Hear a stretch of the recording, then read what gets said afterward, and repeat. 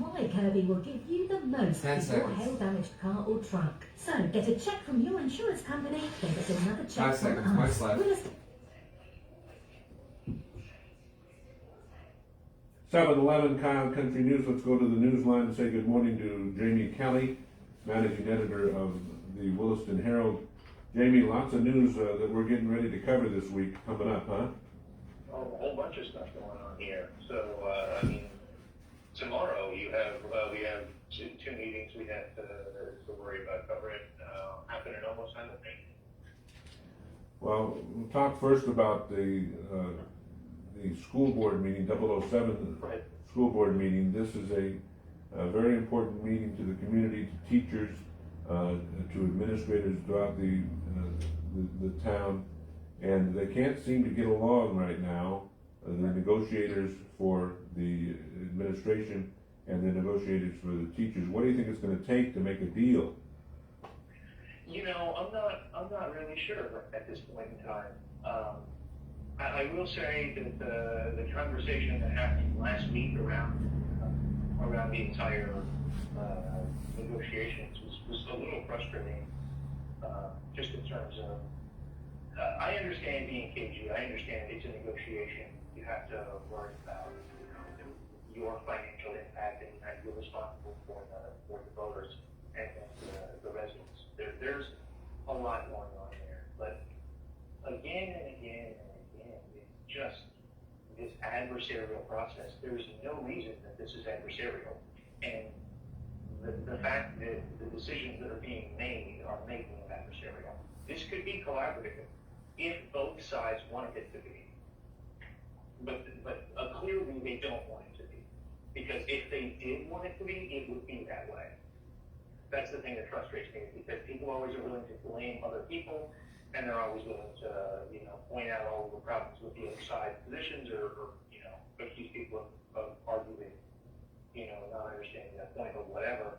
But the fact of the matter is, if both sides and the board wanted to collaborate and get the teachers on board and get a contract, it would have been done already.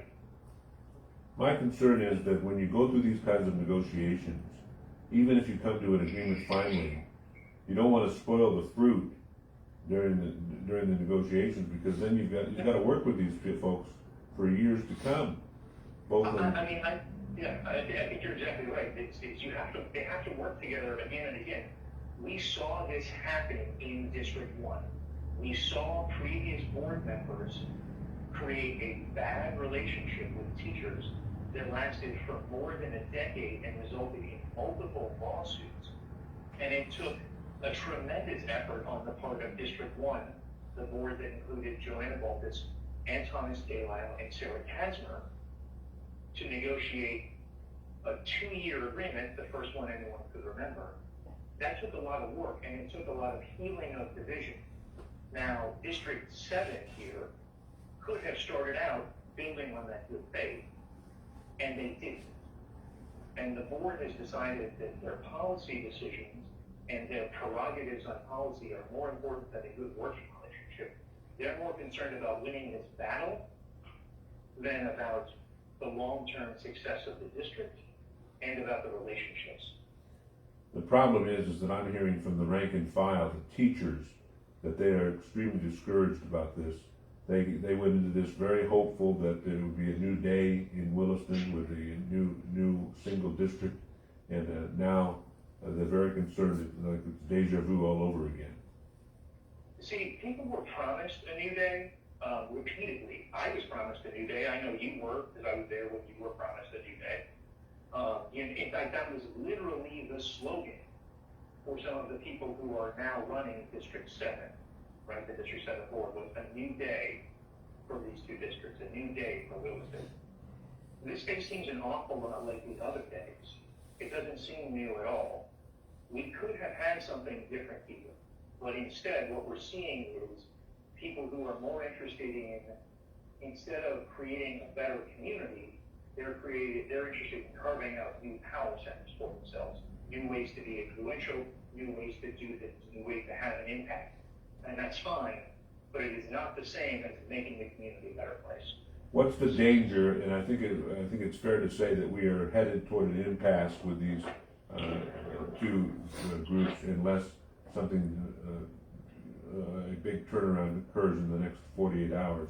We're headed toward an impasse. What's the impact, do you think, of an impasse being called? You know, I'm not sure about the impact of an impasse. I would say at this rate, unless something very, very different happened at the executive session on the other night, the other afternoon, unless something very, very different happened there, I would expect that an impasse is inevitable at this rate, because it seems like the board is unwilling to compromise, and they're more concerned about winning the battle than winning the relationship and making sure that works.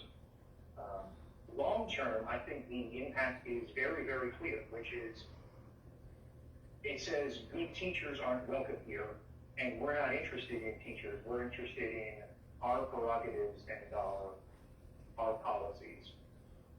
Which could send a message that would keep us from recruiting teachers, and we're already having problems recruiting.